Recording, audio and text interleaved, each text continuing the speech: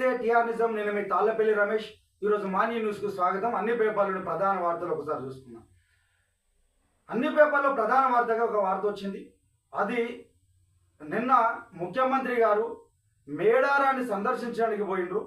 అక్కడ ఎన్నడూ లేని విధంగా, ఈ రాష్ట్రంలో ఎన్నడూ లేని విధంగా కొత్త వరవడికి శ్రీకారం చుట్టిండ్రు. అక్కడ క్యాబినెట్ సమావేశాన్ని కూడా ఏర్పాటు చేసిండ్రు. నిర్ణయాలు కూడా తీసుకున్నారు. అక్కడ మున్సిపాలిటీకి సంబంధించినటువంటి దాన్ని వచ్చే నెల 15 లోపు ఎన్నికలు నిర్వహించాలి అని చెప్పేసి ప్రభుత్వం సన్నద్ధమవుతా ఉన్నది. ఇంకోటి ఏంది, ఫస్ట్ మున్సిపాలిటీ పోయి తర్వాత కార్పొరేషన్ పోవాలనే ఆలోచనలో ఉన్నట్టు కూడా అనిపిస్తూ ఉన్నది. ఏం చేస్తారో ఒకసారి ఆలోచన చేసుకోవాలి. ఎందుకంటే గొప్ప విషయంగా భావించవచ్చు. ఎక్కడ లేనటువంటి కొత్త సంస్కృతిని ముఖ్యమంత్రి గారు శ్రీకారం చుట్టారు. అప్రిషియేట్ చేయొచ్చు. ఏదైనా కూడా ఏసీ గదులలో కూర్చొని హైదరాబాద్ లాంటి మహానగరంలో కూర్చొని నిర్ణయాలు తీసుకోవటువంటి మంత్రులు ఈరోజు ఒక అడవి ప్రాంతంలోకి క్యాబినెట్ సమావేశం నిర్వహించిందంటే ముఖ్యమంత్రికి టీఆర్ఎస్ నుంచి ధన్యవాదాలు తెలియజేస్తా ఉన్నాం. ఇంకో విషయాన్ని కూడా చెప్పదలుచుకున్నాం సార్. ఇప్పుడు మున్సిపల్ శాఖ కూడా మీ పరిధిలోనే ఉన్నది, కానీ ఇక్కడ పర్మిషన్ ఇచ్చిందేమో వేరుంటా ఉన్నది. ఎక్కడైనా కూడా సార్ 100 గజాలు 200 గజాలలో మీ నిర్మాణాలు జరుగుతూ ఉంటాయి. దానికి సంబంధించి G+1, G+2, G+3 వరకు పర్మిషన్లు ఇచ్చేటువంటి ఆస్కారం ఉన్నది. దానికి ప్రభుత్వానికి ట్యాక్స్ కడతా ఉన్నారు. కానీ ఇక్కడ 100 గజాలు ఉన్నా కూడా 5 అంతస్తులు 6 అంతస్తులు జరుగుతూ ఉంటే కూడా ఎవరు పట్టించుకున్న దాఖలాలు అయితే అనిపిస్తారు. అంటే ప్రభుత్వానికి ఆదాయ మార్గాలు ఎంపులాడాల్సినటువంటి అధికారులు కాసులకు కకృతి పడి అవినీతి మయంలో పడి ఈ టౌన్ ప్లానింగ్ విభాగం పనిచేస్తలేదని చెప్పేసి ఎన్నో అభియోగాలను ప్రతిరోజు పేపర్లో వార్తలు రాస్తా ఉన్నారు. కానీ దీనిపై ఏ రోజు సమీక్షించిన దాఖలాలు లేవు సార్. ఎందుకంటే ఈరోజు మీరు చిత్తశుద్ధితోటి ప్రభుత్వానికి ఆదాయ మార్గాన్ని ఎంపులాడాలని చెప్పేసి మీరు మొన్న ఒక మీటింగ్లో చెప్తా ఉన్నారు. ఎవరైతే బండ్లు పోతూ ఉంటాయో ఫోటో కొట్టిన తర్వాత వాళ్ళ బ్యాంకు కార్డును, వాళ్ళ బ్యాంకు యొక్క డీటెయిల్స్ను బండి ఎప్పుడైతే రిజిస్ట్రేషన్ చేసుకుంటారో అప్పుడు వీళ్ళ యొక్క బ్యాంకు యొక్క డీటెయిల్స్ కూడా అక్కడ యాడ్ చేయండి. ఎవరికి ఏదైతే రూల్స్ విరుద్ధంగా ఉంటారో వాళ్ళ డబ్బులు అక్కడిని కట్టియండి అని చెప్పి చెప్తా ఉన్నారు. ఇంకో విషయాన్ని కూడా ఆలోచించండి. ఈరోజు పర్మిషన్ ఇచ్చిందానికి ఎక్కువ నిర్మాణాలు చేస్తూ ఉంటే ఇక్కడ వాళ్ళకి పర్మిషన్ చేయడానికి లేకపోవడం నిర్మాణాలు జరుగుతూ ఉంటే ఆ టౌన్ ప్లానింగ్ కమిషనర్లో కానీ చైర్మన్లో కానీ టీపీఎస్ వాళ్ళు కానీ డబ్బులు తీసుకుంటారని చెప్పేసి అభియోగాలు కూడా వాళ్ళ మీద ఉంటా ఉన్నాయి. ప్రతిరోజు పేపర్లలో కుప్పలుగా రాస్తా ఉన్నా కూడా దానిపైన ఏమాత్రం ఆలోచన లేదు.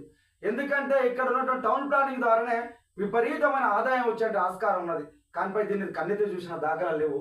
ఇంకో విషయాన్ని కూడా ఒకసారి మీ దృష్టికి వచ్చిందో రాలేదో సార్, ఒకసారి దీనిపైన దృష్టి పెట్టాలి.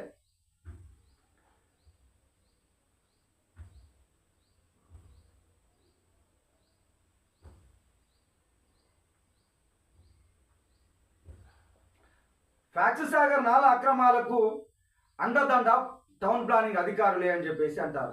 నిజంగా ఏదైనా అక్రమం జరుగుతూ ఉన్నది, బఫర్ జోన్ నిర్మాణం జరుగుతూ ఉన్నది, నాలలు ఆక్రమిస్తూ ఉన్నారు అనే సందర్భం వచ్చినప్పుడు ఇదంతా ఎవరి కనుసరణలో జరుగుతుంది సార్? టౌన్ ప్లానింగ్ వల్ల కనుసరణలో జరగదా?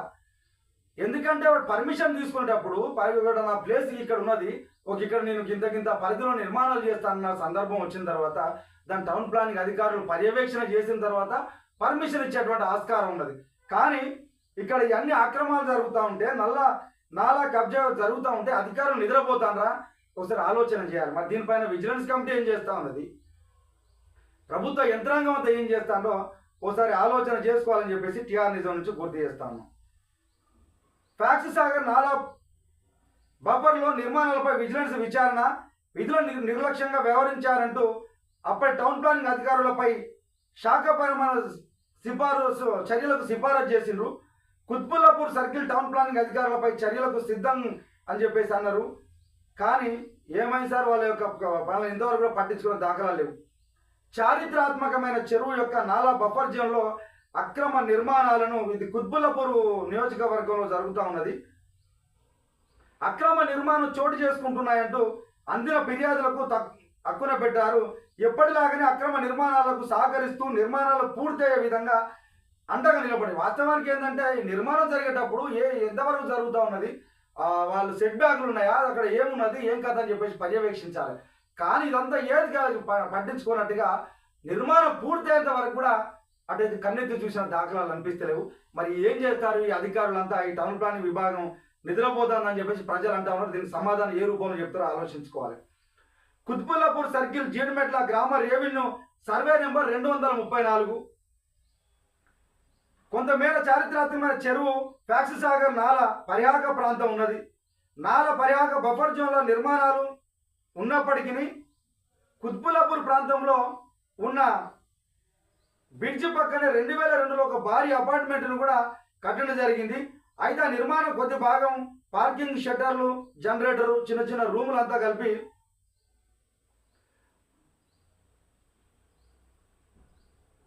ఆ కాంపౌండ్ నిర్మాణం చేసిండ్రు. అక్రమంగా నిర్మించడంతో పాటు వీటిలో కొన్ని ఫ్యాక్స్ సాగర్ చెరువు నాలా అక్రమాలను ఆక్రమించారని చెప్పేసి వాటిపైన వచ్చింది. అప్పటికి టౌన్ ప్లానింగ్ అధికారులకు స్థానికులు ఫిర్యాదులు అందజేసారు. అయినప్పటికీ కూడా అక్రమ నిర్మాణం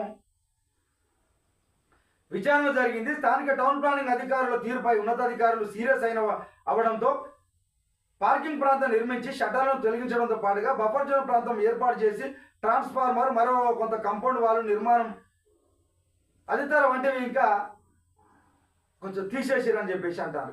ఇది అందరికి కారణం ఎవరంటే ఇట్లా జరుగుతున్న కారణం ఎవరు? టౌన్ ప్లానింగ్ అధికారులు కాదా? ఒకసారి ఆలోచన చేసుకోవాలని చెప్పేసి టీఆర్ఎస్ నుంచి గుర్తు చేస్తాను. నిజంగా ఈ ప్రభుత్వానికి చిత్తశుద్ధి ఉంటే వాటిపైన విజిలెన్స్ చేయండి. దీనికి ప్రభుత్వానికి ఆదాయం బీఆర్ఎస్ స్కీమును ఇంప్లిమెంటేషన్ చేసి ప్రభుత్వానికి ఆదాయ మార్గం ఉండాలి.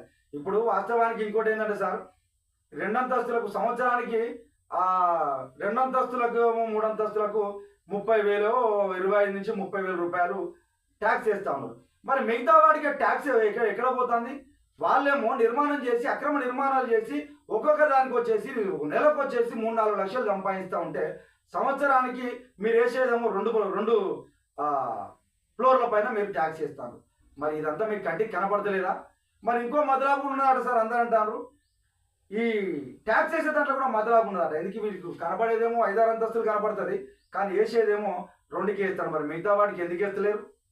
ఇక్కడ నిజంగా మీకు చిత్తశుద్ధి ఉంటే ప్రభుత్వ ఆదాయ మార్గాలను ఈ యొక్క టౌన్ ప్లానింగ్ ద్వారానే వచ్చేటువంటి ఆస్కారం ఉన్నది కాబట్టి ఒక్కసారి దీనిపైన ముఖ్యమంత్రి గారు చర్చించాలని చెప్పేసి టీఆర్ఎస్ నుంచి గుర్తు చేస్తాను.